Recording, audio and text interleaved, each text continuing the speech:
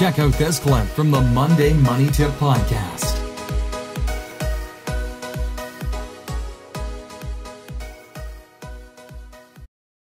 Today I'm talking about unemployment.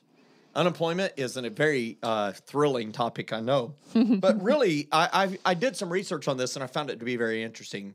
And I first was going to do research only on the United States unemployment rate, but then I found a great resource that shows the unemployment rates of all the developed countries. It's pretty amazing, really, when you're looking at it. Yeah. And so today I decided I would give the update on the U.S. unemployment rate, the Canadian unemployment rate, and the Mexican unemployment rate. Perfect. The beautiful thing of North America. Is that awesome? That is awesome. And so the unemployment rate, the latest one in the United States, is 3.80%.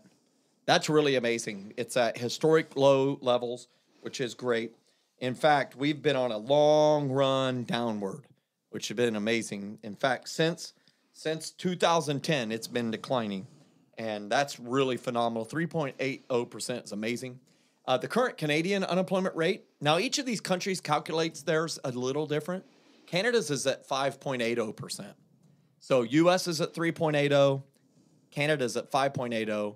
The common belief is that if Canada measured theirs the same way as the U.S. did, that theirs would be a full point lower than their reported number. So a more comparable number might be 4.8 for Canada.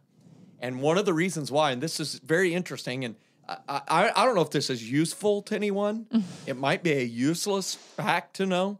But one of the big differences in the calculation is that Canada includes 15-year-olds in its calculation. And the U.S. doesn't start including people in the population of workforce until they're 16. So that 1 year difference is a big difference and as part of the contributing factor to the percentage difference. They don't have a whole lot of 15-year-olds working. I don't know. I mean, I know a lot of Canadians that are hard workers. So pretty awesome. And I go fishing up in Canada. And I love it. And there's a lot of dock hands. They're working pretty young age, and they're pretty awesome at what they do. But I also have the Mexican unemployment rate, and believe it or not, they're at 3.6%. Wow. And so, it's measured by the number of people that want a job, right? So there's a lot of people who are not employed, and they are not looking for a job.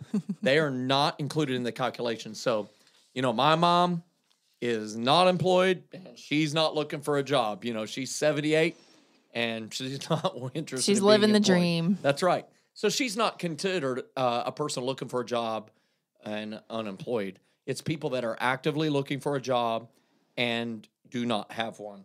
And so that was interesting. And I also went and I pulled statistics, and I got some charts that I'll share as well. And they're included in this link that we'll provide in the show notes, where it shows the cyclicality. And if you're watching on YouTube, you can see it right here. But you can see the cyclicality is those are generally in 10-year dates. And in general, it looks like the unemployment spikes about every 10 years. Yeah. It's no guarantee. And in fact, it's been on one of the longest runs ever. But every 10 years or so, there's going to be an uptick in unemployment. And this, of course, low unemployment bodes well for workers. It means for employers to keep their employees, they're going to probably have to pay up. It means there's going to be pressure on wages. But also drive up inflation, and that generally leads to recession over time. And so one of the things I would encourage each of you to think about as you're listening to this podcast is, number one, be grateful that there's a time of low unemployment. But number two, it is a reminder that times of unemployment do show up, and it could affect you. And so take this as your warning to stack some money up. Follow the ladder, and I beg of you, get to at least rung 5 and have at least 3 months worth of expenses saved up. Because what do they say?